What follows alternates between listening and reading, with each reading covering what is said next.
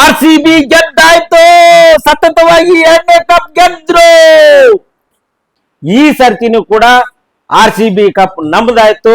R C ಬಿನೇ ರಜತ್ ಪಟ್ಟಿದಾರ್ ನಾಯಕತ್ವದಲ್ಲಿ R C B ಸತತವಾಗಿ 2ನೇ ಕಪ್ ಅನ್ನ ಗೆದ್ದಾಯ್ತು.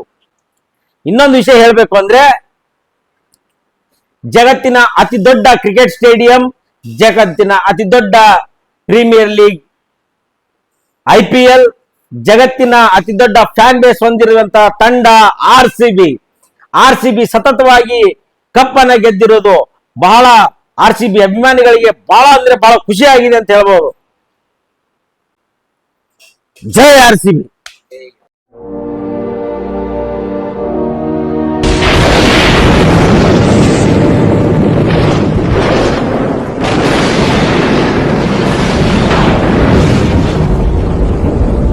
ಬಿ ಮೊದಲು ಟಾಸ್ ಗೆದ್ದು ಬಾಲಿಂಗ್ ಅನ್ನು ಆಯ್ಕೆ ಮಾಡ್ಕೋತು. ಆರ್ ಸಿ ಬಿ ಟಾಸ್ ಗೆದ್ದಾಗ ರಜತ್ ಪಾಟಿದಾರ್ ನಿಟ್ಟುಸಿರು ಬಿಟ್ಟು ನಂತರ ಬಾಲಿಂಗ್ ಅನ್ನು ಆಯ್ಕೆ ಮಾಡಿಕೊಂಡಿದ್ದು ಬಹಳ ಒಳ್ಳೆಯ ನಿರ್ಧಾರ ಆಗಿತ್ತು. ಅದರ ತಕ್ಕಂತೆ ಬಾಲಿಂಗ್ ಅನ್ನ ಪ್ರಾರಂಭ ಮಾಡಿದ್ರು. ಟೀಮಲ್ಲಿ ಬದಲಾವಣೆ ಏನಾಗಿತ್ತು ಅಂತಂದ್ರೆ, ವೆಂಕಟೇಶ್ ಅಯ್ಯರ್ ಇಂಪ್ಯಾಕ್ಟ್ ಪ್ಲೇಯರ್ ಆಗಿ ಬರುವ ಒಂದು ಪ್ಲಾನ್ ಮಾಡ್ಕೊಂಡಿದ್ರು. ನಮ್ಮ ಆರ್ ಸಿ ಬಿ ಅವರು ಕೇವಲ ಒಂದು 5 ಜನ ಬೌಲರ್ ಅನ್ನ ಮಾತ್ರ ಬಳಸಿದ್ರು. ಆರ್ ಸಿ ಬಿ ಉತ್ತಮವಾದ ಬಾಲಿಂಗ್ ಅನ್ನ ಮಾಡಿದ್ರು. ಹೆಂಗ್ ಬಾಲಿಂಗ್ ಮಾಡಿದ್ರು ಅಂತಂದ್ರ, ಹೇಜಲ್ವುಡ್, ಭುವನೇಶ್ವರ್ ಕುಮಾರ್, ಕೃಣಾಲ್ ಪಾಂಡ್ಯ, ರಶೀಕ್ ದಾರ್ ಎಲ್ಲರೂ 2 ವಿಕೆಟ್ ಪಡೆದ್ರು. ಅದರ ಜೊತೆಗೆ ರಶೀಕ್ ಸಲಾಮ್ದಾರ್ 3 ವಿಕೆಟ್ ನ ಪಡೆದ್ರು. ಸ್ಟಾರ್ಟಿಂಗ್ ಅಲ್ಲೇನೆ ಬೌನ್ಸರ್ ಗಳನ್ನ ಹಾಕಿ ಶುಭ್ಮನ್ ಗಿಲ್ ಮತ್ತು ಸಾಯಿ ಸುದರ್ಶನ್ ಔಟ್ ಆದ್ಮೇಲೆ ಅಲ್ಲಿಗೆ ಅರ್ಧ ಮ್ಯಾಚ್ ಮುಗದೆ ಹೋಗಿತ್ತು. ನಂತರ ಮಧ್ಯದ ಓವರಲ್ಲಿ ಜೇಕಬ್ ಡಫಿ ಹಾಕಿದಂತ ಬೌಲಿಂಗ್ ನಲ್ಲಿ ವಾಷಿಂಗ್ಟನ್ ಸುಂದರ್ ಕ್ಯಾಚ್ ನ ಕೊಟ್ಟು ಔಟ್ ಆಗ್ತಾರೆ. ಆದರೆ ಆ ಕ್ಯಾಚ್ ಕೂಡ ಥರ್ಡ್ ಅಂಪೈರ್ ರಿವ್ಯೂ ಮಾಡಿ ಆ ಬಾಲ್ ನೆಲಕ್ಕೆ ತಾಗಿದೆ ಅಂತ ಹೇಳಿ ಆ ವಿಕೆಟ್ ಅನ್ನ ನಾಟ್ ಔಟ್ ಅಂತ ಘೋಷಣೆ ಮಾಡ್ತಾರೆ. ಈ ಸಂದರ್ಭದಲ್ಲಿ ನಾವು ಒಂದು ನೆನಪು ಮಾಡ್ಕೋಬಹುದಾಗಿತ್ತು. ಕಳೆದ ಬಾರಿ ಆರ್ ಸಿ ಬಿ ಮತ್ತು ಜಿ ಟಿ ಮ್ಯಾಚ್ ನಲ್ಲಿ ರಜತ್ ಪಟ್ಟಿದಾರ್ ಕ್ಯಾಚ್ ನ ಜೇಸನ್ ಹೋಲ್ಡರ್ ಹಿಡಿದಿರ್ತಾರೆ. ಅವಾಗ ಆ ಬಾಲ್ ನ ಪೂರ್ತಿ ನೆಲಕ್ಕೆ ಅಂಟಿಸಿಬಿಟ್ಟೆ ಜರಿಗಿಬಿಟ್ಟು ಎತ್ಕೊಂಡು ಹೋಗಿರ್ತಾರೆ. ಅಂತದನ್ನ ಅವರು ಬೆರಳು ಕೆಳಗಿತ್ತು ಅಂತ ಹೇಳ್ಬಿಟ್ಟು ಔಟ್ ಕೊಟ್ಟಿದ್ರು. ಈ ಬಾರಿ ಇರ್ಲಿ, ನಾವು ನಿಯತ್ತಿನ ಆಟವನ್ನ ಆಡಿ ನಿಯತ್ತಿನಿಂದ ಪರ್ಫಾರ್ಮೆನ್ಸ್ ಮಾಡಿದ್ದೇವೆ.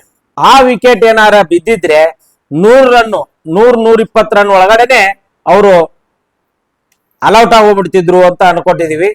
ಬಟ್ ವಾಷಿಂಗ್ಟನ್ ಸುಂದರ್ ಅದು ನಾಟ್ ಔಟ್ ಆಗಿರೋದ್ರಿಂದ ಅವರಿಗೊಂದು ಜೀವದಾನ ಸಿಕ್ಕಿ ಅವರು 50 ರನ್ಗಳನ್ನ ಏಕಾಂಗಿಯಾಗಿ ಹೋರಾಟ ಮಾಡಿ 50 ರನ್ಗಳನ್ನ ಬಾರಿಸಿ ಕೊನೆಗೆ 155 ರನ್ಗಳಿಗೆ ಆರ್ ಸಿ ಬಿ ಕಟ್ಟಿ ಹಾಕಿಬಿಡ್ತು. ಇದರ ಮೂಲಕ ಆರ್ ಸಿ ಬಿಯ ಬಲಿಷ್ಠ ಅನುಭವಿ ಬೌಲರ್ಗಳು ತಮ್ಮ ಅದ್ಭುತವಾದ ಪ್ರದರ್ಶನವನ್ನು ಕೊಟ್ಟಿದ್ರು. ಮಧ್ಯದಲ್ಲಿ ಒಂದು ಶಿವತಾಂಡವವನ್ನ ಮಾಡಿ ಮತ್ತು ಇಡೀ ನಮ್ಮ IPL ಹಿಸ್ಟ್ರಿಯಲ್ಲಿ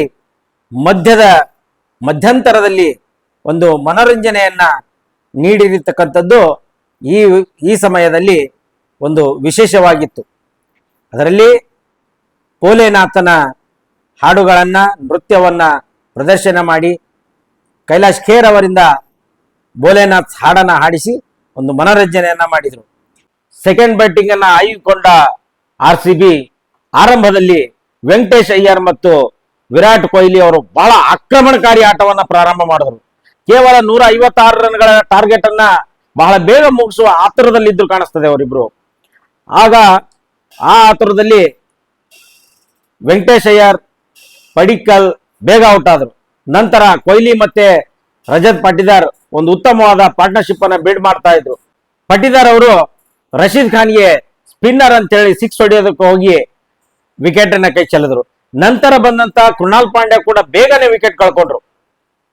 ಅದಾದ ನಂತರ ಟಿಮ್ ಡೇವಿಡ್ ಮತ್ತು ವಿರಾಟ್ ಕೊಹ್ಲಿ ಚೆನ್ನಾಗಿ ಆಟ ಆಡ್ಕೊಂಡ್ ಬಂದು ಅಂತಿಮದಲ್ಲಿ ಎಡ್ಜ್ ಆಗಿ ಟಿಮ್ ಡೇವಿಡ್ ಔಟ್ ಆಗೋತಾರೆ. ನಂತರ ಜಿತೇಶ್ ಶರ್ಮಾ, ವಿರಾಟ್ ಕೊಹ್ಲಿ ಯಥಾ ಪ್ರಕಾರ ಮ್ಯಾಚ್ ಅನ್ನ ಫಿನಿಶ್ ಮಾಡಿ ಮುಗಿಸಿದ್ರು. Virat Kohli chase master king ಅಂತಂದ್ರೆ ವಿರಾಟ್ ಕೊಹ್ಲಿನೇ. ಯಾಕಂತಂದ್ರೆ ಆಡಿರುವಂತಹ 7-8 ಫೈನಲ್ಗಳಲ್ಲಿ ಪ್ರತಿ ಮ್ಯಾಚ್ ಕೂಡ ಫೈನಲ್ ಮ್ಯಾಚ್ಗಳಲ್ಲಿ ಅವರು ಉತ್ತಮವಾದ ಪರ್ಫಾರ್ಮೆನ್ಸ್ ಅನ್ನ ನೀಡಿದ್ರು. ಹಾಗಾಗಿನೇ ವಿರಾಟ್ ಕೊಹ್ಲಿ ಅಂದ್ರೆ ಚೇಸ್ ಮಾಸ್ಟರ್ ಅಂತಾನೆ. ಚಾಂಪಿಯನ್ ಆಗಿ ಹೊರಹೊಮ್ಮಿತು. RCB ಇನ್ನು ಗೆಲ್ಲಲು ಕೇವಲ 11 ರನ್ಗಳು ಇರಬೇಕಾದ್ರೆ ವಿರಾಟ್ ಕೊಹ್ಲಿ ಅವರ ಕ್ಯಾಚ್ಗೆ ಔಟ್ ಅಂತೇಳಿ ನಿರ್ಣಯ ಮಾಡಲಾಗಿತ್ತು. ನಂತರ ವಿರಾಟ್ ಕೊಹ್ಲಿ ಅದನ್ನ ಅಪೋಸ್ ಮಾಡಿ ರಿವ್ಯೂ ತಗೊಂಡಾಗ ಸೇಮ್ ಯಾವ ತರಹ ವಾಷಿಂಗ್ಟನ್ ಸುಂದರ್ ಕ್ಯಾಚ್ನ ನಮ್ಮ RCB ಪ್ಲೇಯರ್ ಕ್ಯಾಚ್ ಹಿಡಿದಿದ್ರು, ಅದೇ ತರಹದಲ್ಲಿ ಆ ಬಾಲು ಕೂಡ ಗ್ರೌಂಡ್ ಟಚ್ ಆಗಿ ಕರ್ಮ ರಿಟರ್ನ್ಸ್ ಅನ್ನೋ ಥರ RCBಯ ಜೀವ ಮತ್ತೆ ವಾಪಸ್ ಬಂದು ವಿರಾಟ್ ಕೊಹ್ಲಿ ಅವರು ನಾಟ್ಔಟ್ ಆಗಿ ಉಳಿಯೋದ್ರ ಮುಖಾಂತರ RCBಯ ಕಪ್ಪನ್ನು ಎತ್ತುವ ಒಂದು ಗುರಿನ ತಲುಪಿದರು ಅಂತ ಹೇಳಬಹುದು. ಅನೇಕ RCB ಅಭಿಮಾನಿಗಳು ದೇವರು ಪೂಜೆಯನ್ನು ಮಾಡೋದು, ಹರಕೆಯನ್ನು ಹೊತ್ಕೊಳ್ಳೋದು, ಎಲ್ಲ ತರಹದ ಭಾವನೆಗಳನ್ನು ವ್ಯಕ್ತಪಡಿಸಿದರು. ಅದಕ್ಕೆ RCB ಅಭಿಮಾನಿಗಳಂದ್ರೆ ಬಹಳ ಅತಿ ಉನ್ನತದಲ್ಲಿತ್ತು. ಈ ಮಧ್ಯದಲ್ಲಿ ಜೈ RCB